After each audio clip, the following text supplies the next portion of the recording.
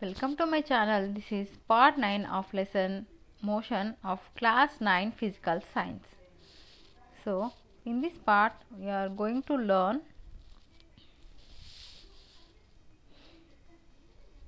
we already learned what is acceleration. In this we are going to learn what is uniform acceleration. So, an object is said to be under uniform acceleration if its velocity changes by equal amounts in equal intervals of time, however small these intervals of time may be. So, acceleration is change in velocity by time taken. So, this is delta v by delta t is equal to final velocity minus initial velocity by interval of time, and you can write that final velocity is v minus initial velocity is u by t. Okay. So, equation of motion under uniform acceleration. So, here when a body is moving along a straight line, so this body is moving along a straight line with constant acceleration. So, some equations we can describe to solve problems. Consider an object is moving along straight line with constant acceleration a, and let u the initial velocity of the object at t0 and v be the final velocity after time t. So, as shown in figure, first of all t is equal to 0, initial velocity is u, after that final velocity is v after time t. So, to derive v is equal to v u plus at. This is equation for velocity time relation. This is the equation of velocity and time relation. First of all, we know that from the definition we know that acceleration is equal to final velocity minus initial velocity by time. So, a is equal to v minus u by t. So, if you take this t to LHS side, this will become a into t is equal to v minus u. So, you also take this minus u to this LHS, this is u plus at. So, this is our final equation, v is equal to u plus at. Remember this is the first equation. Okay. Next one,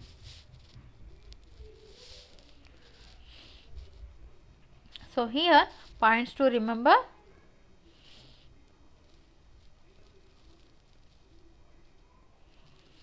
Some important points. If speed of an object increases, then the direction of the velocity and the acceleration acts along the same direction. If the speed of an object increases, the direction of velocity acceleration acts along same direction. If speed of an object decreases, then the direction of velocity and acceleration acts in opposite direction. So, if these are same direction, velocity is increasing. If this is in opposite direction, velocity is decreasing. If there exists an acceleration of a body at a point where its speeds become 0, then the body returns in the direction of acceleration and moves continuously in case of body thrown vertically up. So, you can assume that when a body starts from the rest, then u is equal to 0. If a body comes to rest, then v is equal to 0. If a body moves with uniform velocity, then a is equal to 0. If that is retardation, we take the negative sign, so minus a.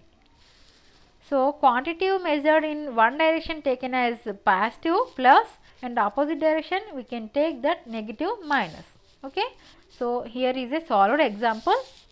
First one, starting from stationary position A, pedals his bicycle to attain a velocity of 10 meter per second in 20 seconds. Then he applies brakes such that the velocity of bicycle comes down to 5 meters per second in next 10 seconds. Calculate the acceleration of the bicycle in both cases. So, in first case, initial velocity u is equal to 0 and final velocity is equal to 10 meter per second.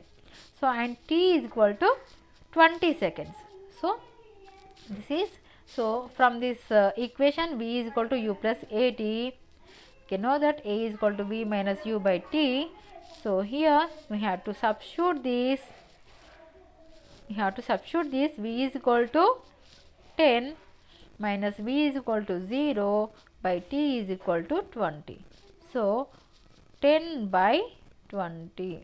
So 1 by 2 means 0.5 meter per second square in first case. And after second case, initial velocity is 10 meters per second. Final velocity V is equal to 5 meter per second and time is equal to 10 seconds. So in same way, V 5 minus V U 10 by T 10. So 5 minus 10 is equal to minus 5 by 10. So minus 1 by 2, that is equal to minus 0.5. Okay, so answer is minus 0.5 meter per second square. This indicates, what is this minus? This is retardation. Okay, so the acceleration in first case 0.5 meter second square and second case minus 0.5 meter per second square. So this is the solved example.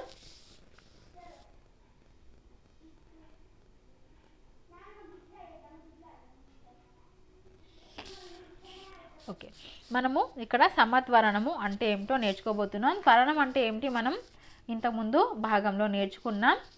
ఇక్కడ సమత్వరణము అంటే ఒక వస్తువు యొక్క వేగంలో మార్పు సమాన కాల వ్యవధిలో సమానంగా ఉంటే ఆ వస్తువు సమత్వరణంతో ప్రయాణిస్తుంది అంటాం.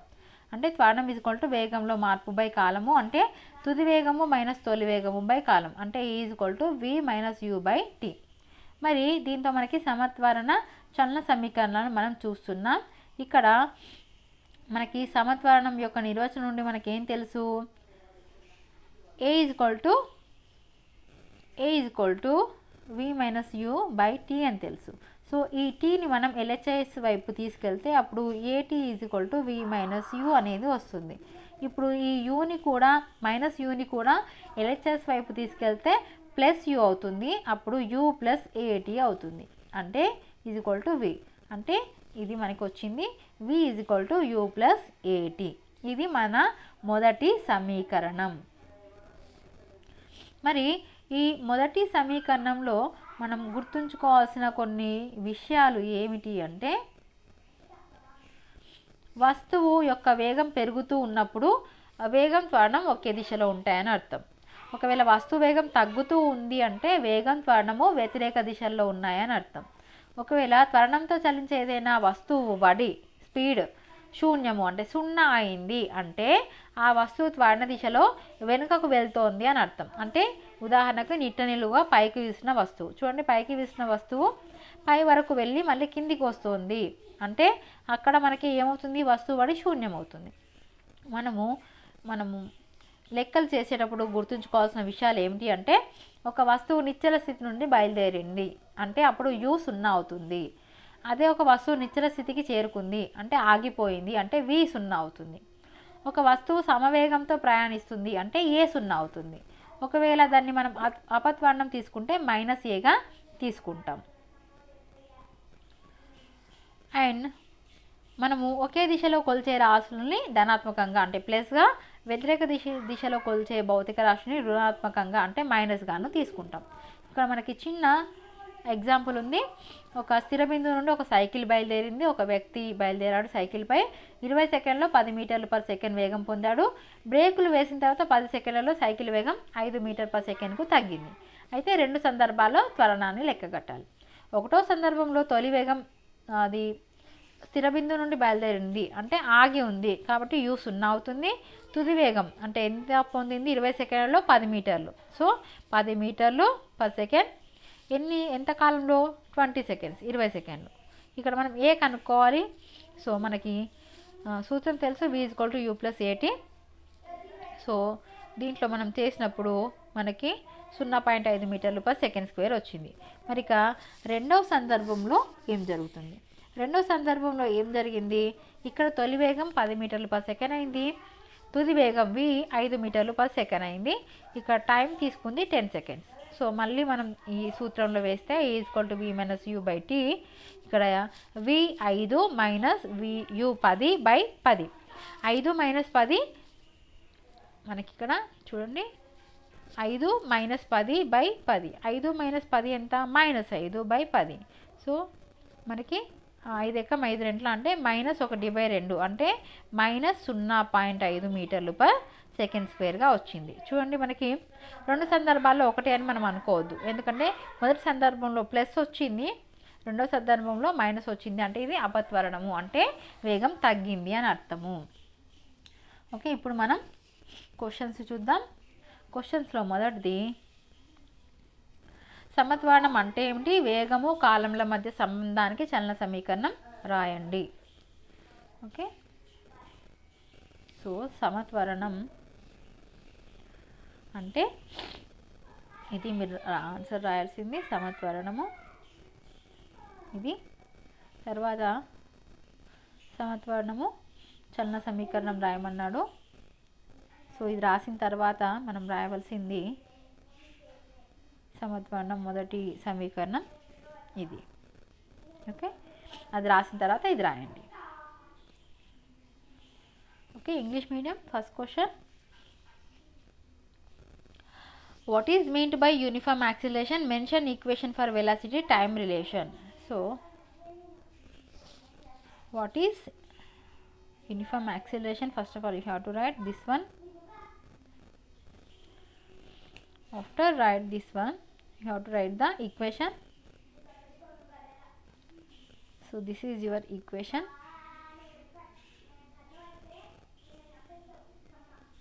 This one.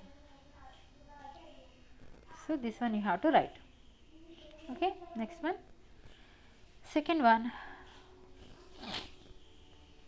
a car starting from rest and moving with uniform acceleration attains a speed 60 km/h in 20 minutes. Find its acceleration in km/h square. So here this is a problem. So Telugu medium, English medium problems same కాబట్టి Telugu medium ప్రశ్న చదివి మనం problem చేద్దాం.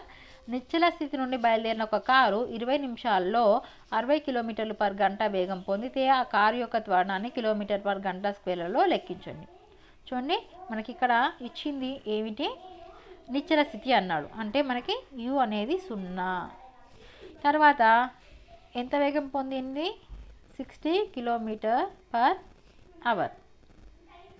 Time ఎంత? 20 నిమిషాలలో. So t అనేది మనకి 20 నిమిషాలలో ఇచ్చాడు. అయితే ఇక్కడ చూడండి, మనకి ఇది km/hలో ఉంది, కానీ t అనేది 20 నిమిషాల్లో ఉంది. కాబట్టి మనం ఏం చేయాలి? ఈ 20 నిమిషాలని మనం గంటలుగా మార్చుకోవాలి. అంటే మనకి తెలుసు ఒక గంటకి 60 నిమిషాలు, ఒక గంటకి 60 నిమిషాలు. కానీ మరి 20 నిమిషాలకి ఎన్ని గంటలు అవుతాయి అంటే ఎలా లెక్క పెట్టాలంటే చూడండి, 60 నిమిషాలకు ఒక గంట అయినప్పుడు 30 నిమిషాలకు ఏమవుతుంది? మనకి అరగంట, అంటే హాఫ్ అవర్ అవుతుంది. మరి 20 నిమిషాలకు ఏమవుతుంది అంటే మనం దీన్ని బై 60 చేద్దాం. బై 60 చేస్తే మనకేమొచ్చింది? 1/3 వచ్చింది, అంటే 1/3 గంటలు. చూడండి, 1/3 గంటలు మనకి ఎలా వచ్చింది? 60 నిమిషాలని 3 భాగాలు చేయండి. 20 20 20 అంటే 20 నిమిషాలు అంటే 1/3 గంట అని అర్థం. సో దీన్ని ఇప్పుడు మనం సూత్రంలో వేద్దాం. E = V - U/T. So V ఎంత మనకి? 60. U 0నే కాబట్టి నేను తీసుకోవట్లేదు. బై 1/3. సో ఈ 1/3ని పైకి తీసుకొస్తే ఏమవుతుంది? 3/1 అవుతుంది. సో ఏమవుతుంది మనకి? 180.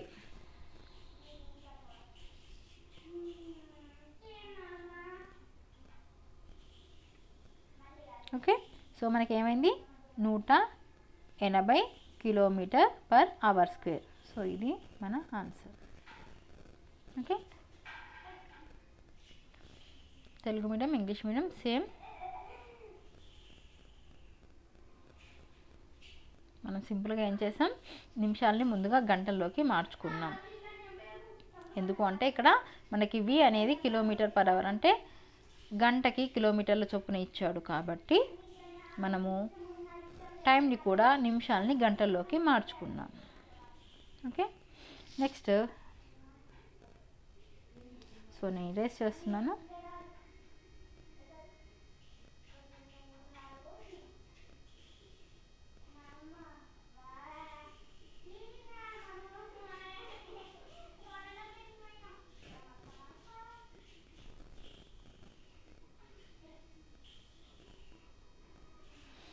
ఓకే, మూడవది కింది గ్రాఫ్లో సమత్వరణాన్ని సూచించినది.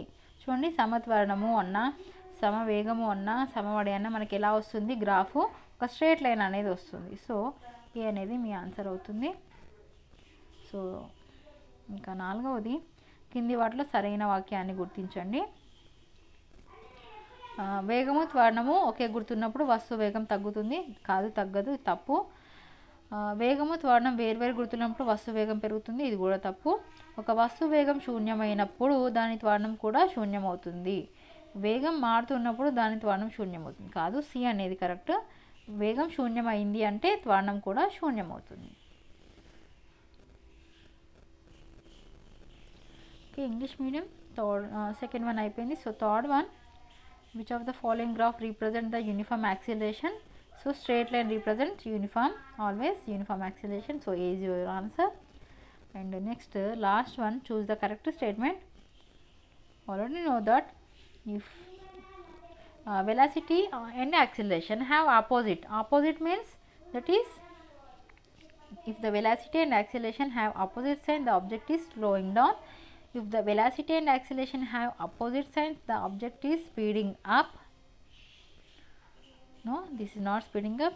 If the velocity is 0 at instant, the acceleration should also be 0 at that instant. Yes. If the velocity is varying, then the acceleration is 0. No, this is not possible. So C is your answer.